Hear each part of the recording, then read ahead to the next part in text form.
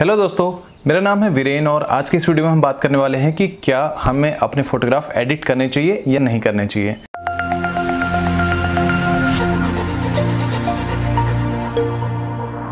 दोस्तों, इस बारे में सबसे पहले मैं बात करना चाहूँगा 20th सेंचुरी की। 20th सेंचुरी में अगर हम देखें फोटोग्राफी में बहुत इवोल्यूशन हुए, बहुत सारी नई चीज़ें, नई ट्रिक्स, नई इक्विपमेंट्स तलाशे गए। जो कैमरा बहुत बड़ा कैमरा हुआ करता था वो धीरे धीरे छोटा होते होते फाइनली हमारे पॉकेट तक में आ गया। तो 20th सेंचुरी में बहुत सारी डेवलपमेंट हुई, लेकिन मैक्सिमम अगर आप देखते हो पूरी 20th सेंचुरी जो भी उसमें काम हुआ है वो ब्लैक एंड वाइट पे बहुत ज़्यादा काम। 20th सेंचुरी मैक्सिमम टाइम पर रोल बेस्ड रही है। रोल आया करते थे और वो रोल ऐसे थे जो आप जिस हिसाब का शॉट लेना चाहते हैं उस हिसाब का रोल आप अपने लिए ले सकते थे। जैसे अगर आप देखो तो 100 ISO का रोल आता था, 400 ISO का रोल आता था, 800 ISO का रोल आया करता था।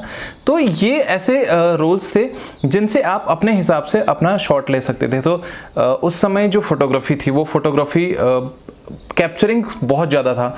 आप ये मान के चलो कि 95% लगभग कैप्चरिंग हुआ करती थी, 5% करीबन वो काम कर पाते थे, बिकॉज एडिटिंग के इतने सारे ऑप्शंस अवेलेबल नहीं थे। डिजिटल एडिटिंग नहीं थी, तो जो मैनुअल एडिटिंग है उसमें बहुत ज़्यादा टाइम लगता था, बहुत ज़्यादा नॉलेज चाहिए थी। अक्सर प्रॉब्लम आती थी कि जो फोटोग्राफर है वो एडिटर नहीं है, तो कहीं ना कहीं ये प्रॉब्लम हुआ करती थी। तो उस टाइम पे उनका मैक्सिमम जो ध्यान रहता था वो इस बात पर रहता था कि जो भी हम फोटोग्राफ खींचे वो नेक्स्ट टू परफेक्ट होना चाहिए। लेकिन अगर हम बात करें 21st सेंचुरी की, 21st सेंचुरी में हमने देखा कलर टेलीविज़न बहुत तेज़ी से घर घर में पॉपुलर हुए। हमने इंटरनेट और कंप्यूटर जैसी दुनिया को अपनी दुनिया में मिक्स होते देखा। तो कहीं ना कहीं इन सब चीज़ों की वजह से हमारी लाइफ में कलर की एंट्री हुई। मुझे याद है बचपन में हम लोग ब्लैक एंड वाइट टीवी देखा करते थे। वो शटर वाला एक ब्लैक एंड वाइट टीवी आया करता था। धीरे धीरे वो कब अपने जगह से बाहर हो गया किसी को पता भी नहीं चला। उसकी जगह पे कलर टेलीविज़न आए, बहुत बड़े हुआ करते थे, बट एटलीस्ट उनसे हमको कहीं ना कहीं कलर की नॉलेज होनी शुरू हुई कि किस टाइप से चीज़ें, अगर हम किस टाइप के कपड़े पहनेंगे, किस टाइप के इन्वायरमेंट में जाएंगे तो वो हमको कैसा दिखाई देगा। धीरे धीरे ये समझ हमारी बढ़ती चली गई और इन कलर के साथ साथ हमारे पास डिजिटल टेक्निक आनी शुरू हुई। कैमरे डिजिटल होने शुरू हो गए और उसके बाद डिजिटल मैनिपुलेशन पॉसिबल हो पाई, डिजिटल एडिटिंग पॉसिबल हो पाई।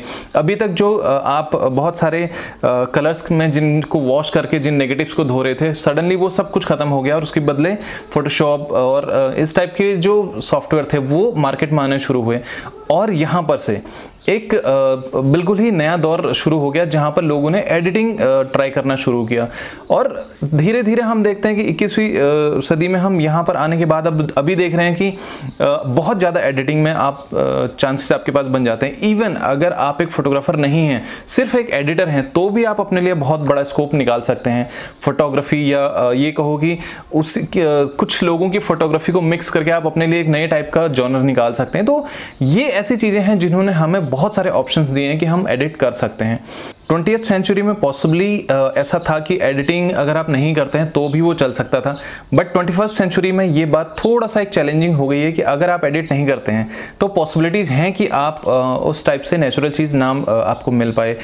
लेट्स से हम एक बात करें, अगर आप एक फेमस जगह पे घूमने जा रहे हैं जहाँ पर आपको बहुत सारा क्राउड मिलना है और आप ये चाहते हो कि ये मॉन्यूमेंट या ये जो फेमस बिल्डिंग है, ये बिल्डिंग आपको खाली मिले, आर्किटेक्चर आप सिर्फ कैप्चर करना चाहते हैं बिना लोगों के, तो ये काम आपको पॉसिबिलिटीज़ हैं कि 90% टाइम आप इस काम को बिना एडिटिंग के नहीं कर पाओ।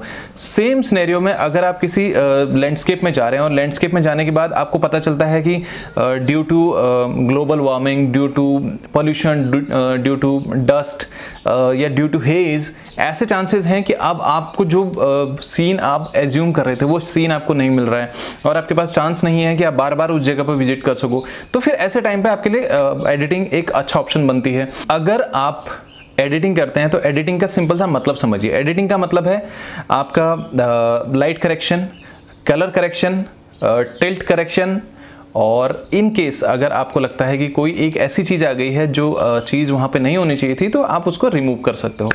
ये चीज़ें बेसिक एडिटिंग में आती हैं, इससे ज़्यादा नहीं। अगर हम एक नॉर्मल फोटोग्राफ खींचते हैं, लेट्स से एक बहुत अच्छे मोबाइल फ़ोन से मैंने एक फ़ोटोग्राफ खींचा और वो दिखने में कुछ ऐसा नज़र आता है, लेकिन जब आप एडिट करते हो तो पॉसिबिलिटीज़ हैं कि वो कुछ इस टाइप का नज़र आना शुरू हो जाए, जो जिससे कि थोड़ा सा जो लुक है वो और शानदार लुक नज़र आ जाएगा।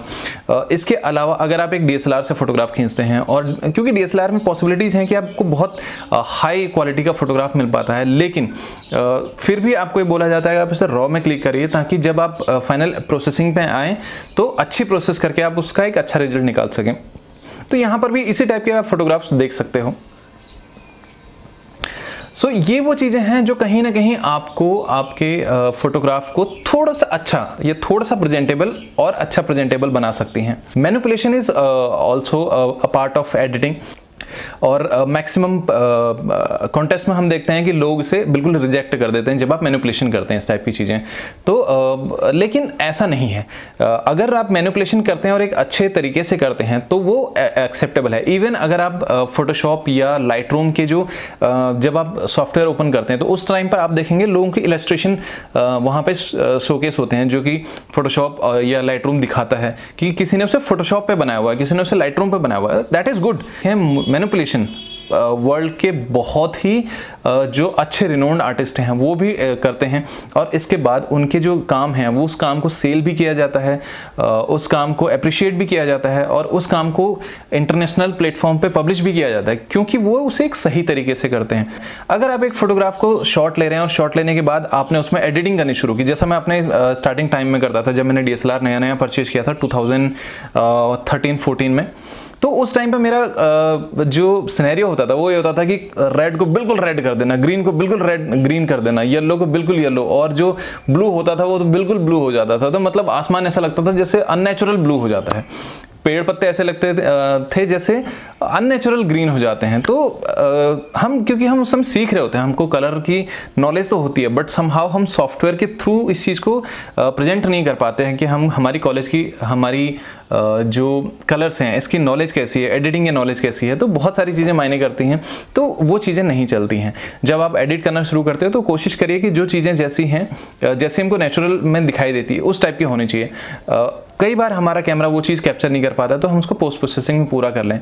सो दोस्तों, ये था हमारा आज का वीडियो। उम्मीद करता हूँ आपको ये वीडियो पसंद आया होगा, और नेक्स्ट टाइम से जब आप अपनी फोटोग्राफ्स को प्रेजेंट करने की कोशिश करेंगे तो उसमें अगर आप अभी तक एडिटिंग नहीं करते हैं तो थोड़ा बहुत एडिटिंग करके उसे लोगों के सामने प्रेजेंट करिए, और अगर आप एडिटिंग करते हैं तो कोशिश करिए कि वो ओवर एडिट ना हो, ओवर एडिट को कंट्रोल करने की कोशिश कीजिए।